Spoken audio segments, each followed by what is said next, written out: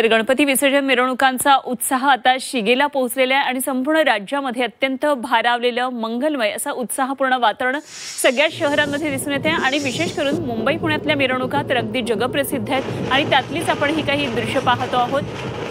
काही मर्दानी खेळांचं प्रात्यक्षिक या ठिकाणी सुरू आहे। मुंबईमध्ये गणपती मिरवणुकीमधली काही दृश्य, पुण्यामध्ये ढोल ताशाचा गजर आणि ध्वज नाचवले जात आहेत। एक अत्यंत उत्साही सगळं वातावरण दिसतंय। खरं तर मुंबईमध्ये आज सकाळपासून सातत्यानं पाऊस सुरू आहे, मात्र अर्थातच या पावसाचा तसूभर सुद्धा फरक या उत्साहामध्ये पडलेला दिसत नाही। हा उत्साह जशा मिरवणुका सुरू झाल्या तेव्हापासून तसाच आपल्याला पाहायला मिळतोय। सकाळी साधारण 8 वाजल्यापासून मुंबईमध्ये गणेश गल्लीचा राजा मिरवणुकीसाठी बाहेर पडला आणि तेव्हापासूनचं हे उत्साही सगळं दृश्य आपल्याला पाहायला मिळतंय आणि ही दृश्य राजाची आपण पाहतोय। गणपती मिरवणुकीसाठी अगदी राज्यभरातूनच नव्हे तर देशभरातून या मिरवणुका पाहण्यासाठी मोठ्या संख्येनं भक्तगण गर्दी करत असतात।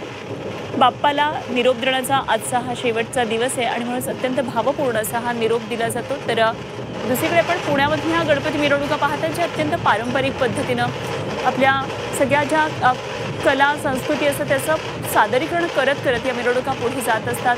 तर फक्त पुण्यातलीच नाही तर इतर शहरांमधून सुद्धा ढोल वादकांची ही पथकं येत असतात आणि आपली कला बाप्पांसमोर सादर करत असतात।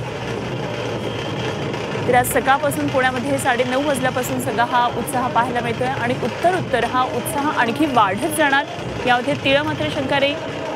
ते बाप्पा आता आपल्या गावाला चाललेत आणि बाप्पांना असा भावपूर्ण निरोप दिला जातोय।